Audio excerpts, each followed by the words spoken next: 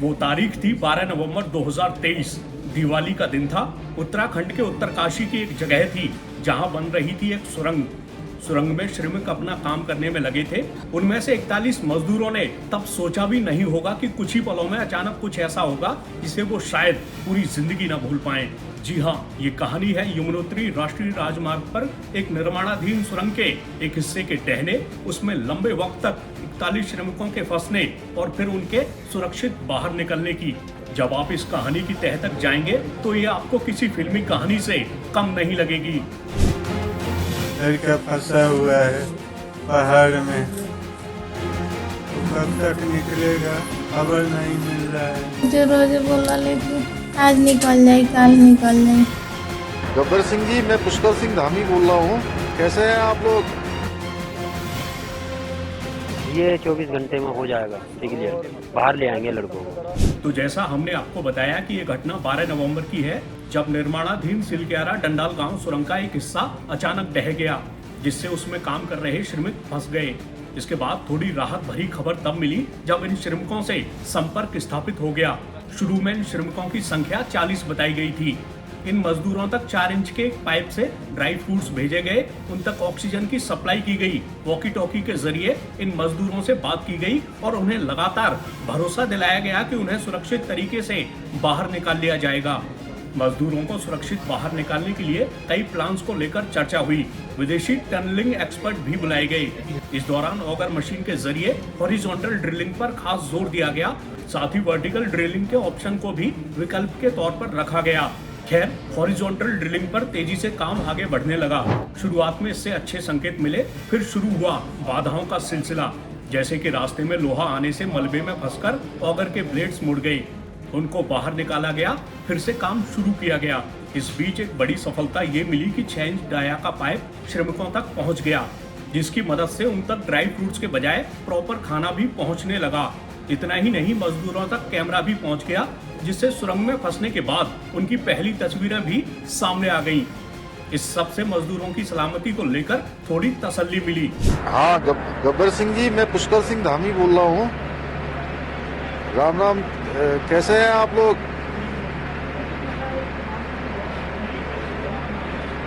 अच्छा, चलिए भाई, बहुत हम लोग बिल्कुल पास पहुंच गए हैं और बड़ी आप लोगों की हिम्मत है और बहुत ही आप लोगों के लिए सब लोग प्रार्थना कर रहे हैं यहाँ। और हम लोगों को उम्मीद भी है, मैं भी रात से आ गया हूँ, जनरल साहब भी आ गए हैं यहाँ पर, और प्रधानमंत्री जी रोज आप लोगों के बारे में रोज चिंता कर रहे हैं, रोज अपडेट लेते हैं मुझे सवेरे 7 बजे। आज भी अभी आया है, अभी बताया है, बिल्कुल 45 मीटर से आगे हम लोग आ गए हैं और मुश्किल से 10 मीटर और आना है। बीच बीच में क्या है कि सरिया वगैरह आ जा रही है ना ये, तो हाँ, तो आप लोगों को पता ही है। थोड़ा सा ये है कि हिम्मत बता के, और किसी सबकी तबीयत वगैरह अच्छी ठीक है ना वहाँ पर? चलिए, नहीं चिंता एक्चुअली में नहीं, बहुत सब लोगों की दुआ है कि जल्दी से जल्दी सब लोग बाहर आ जाएंगे। हम लोग प्रार्थना कर रहे हैं और यहाँ पर सारी चीज़ें, एम्बुलेंस की व्यवस्था कर रखी है बाहर। जैसे आप लोग बाहर आएंगे, अस्पताल की व्यवस्था है, उसके अलावा जो भी सब इंतजाम हो सकते हैं वो सारे के सारे हम लोग कर रहे हैं। और बहुत बड़ा ऑपरेशन चल रहा है, पूरे देश भर से सारी मशीनें यहाँ पर आई हुई हैं, सारे एक्सपर्ट आए हुए हैं, विदेशों के भी आए हुए हैं। ये सारी बातें सबको पता, चलिए बहुत है, ठीक है। खाना वाना पहुंच जा रहा है, अभी पानी है अंदर।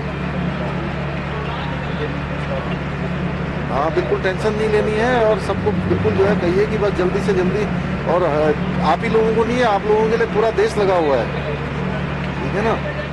मगर बार बार दिक्कतों से जूझ रही ऑगर मशीन के लिए एक ऐसा वक्त आया कि उसने दम तोड़ दिया। इसके बाद ऑगर मशीन के टुकड़ों को बाहर निकाला गया, मतलब ऑगर मशीन से ड्रिलिंग का प्लान फेल हो गया। उधर दूसरे विकल्प के तौर पर वर्टिकल ड्रिलिंग के लिए तेजी से पहाड़ पर रास्ता तैयार किया गया। भारी मशीन को ऊपर तक पहुंचाया गया और वर्टिकल ड्रिलिंग को शुरू कर दिया गया। हालांकि हॉरिजॉन्टल ड्रिलिंग के ऑप्शन को पूरी तरह छोड़ा नहीं गया। अब आगे बढ़ने के लिए मैनुअल ड्रिलिंग पर विचार किया गया। इसके लिए रेड होल माइनिंग के एक्सपर्ट्स को बुलाया गया।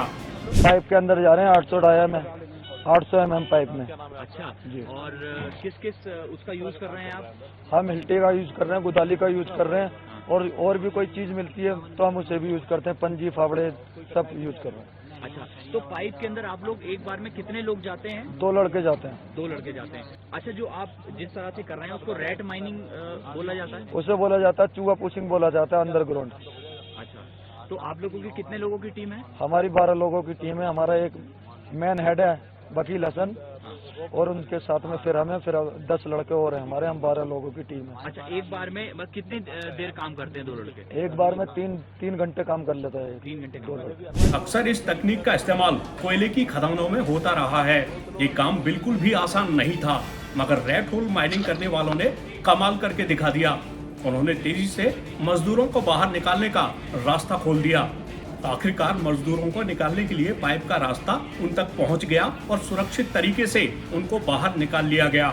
अब इन मजदूरों की सेहत की जांच होगी, क्योंकि लंबे वक्त तक सुरंग में फंसे रहने के बाद कई बार आम जिंदगी में लौटना बहुत आसान नहीं होता। इस कहानी में न सिर्फ सुरंग में फंसे श्रमिकों ने लंबा वक्त मुश्किल में गुजारा, बल्कि उनकी चिंता में लगातार उनके परिजन भी परेशान रहे, भले ही उनको बार बार भरोसा दिलाया गया हो। लोग रोज रोज बोला ले कि आज निकल जाई, कल निकल जाई, और टाइम जो इतना लेते रही बा, लेकिन हमनी के यहाँ आधा जान चल गए है। अब जान में कुछ नहीं है। क्या मांग करते हैं सरकार से? सरकार से हमको निवेदन है यही कि आप लोग जल्द से जल्द मेरे बच्चा को बाहर कर दीजिए। लड़का फंसा हुआ है कर्नल में, पहाड़ में, तो कब तक निकलेगा उसका कोई खबर नहीं मिल रहा है। सब लोग आश्वासन धरा रहा है, लेकिन मन में हमारा संतोष नहीं है अभी तक। यहाँ आने के लिए पैसे कैसे जुटाए आपने? सर वही गहने वहने जो पैल वैल थे, नथ और वही धरकर और सोनार के पास हमने आना पड़ा हमें सर। अपने बेटे तक पहुँचने के लिए आप लोगों को अपना गहना, घर का गहना गिरवी रखना? जी जी, जो कुछ था जैसे थोड़ा बहुत, तो और कोई रास्ता ही नहीं था। वही था जो हमारा भैया एक्सपायर हुआ था बम्बई में, उसी की बहू का मतलब खरीदा था, उसी का था। जब वो चला गया तो बहू अपना चला सामान ले लिया, चली गई, तो उसका गहने वापस हमको दे मतलब गई। आपका बड़ा बेटा जिसकी जान मुंबई में चली गई थी, दीपू का? जी जी जी जी जी। उनकी पत्नी के गहने को आपने गिरवी रखा? जी जी, मतलब वो अपना सामान ले लिया, जो कुछ दिया था उनका दहेज में, वो अपना ले लिया, तो हमने अपना ले लिया थे। तो कितने पैसे जुटा कर आप आए यहाँ? 9,000 सर लेकर हम आए थे। बचे हैं या खर्च हो गए? जी, हमारे पास बचा है 290 रुपया भी हो तो धीरे धीरे खर्च हुआ, बहुत समेट के चले तब भी सर। खैर, इस बेहद मुश्किल कहानी में देर से ही सही सफलता की खबर मिल ही गई।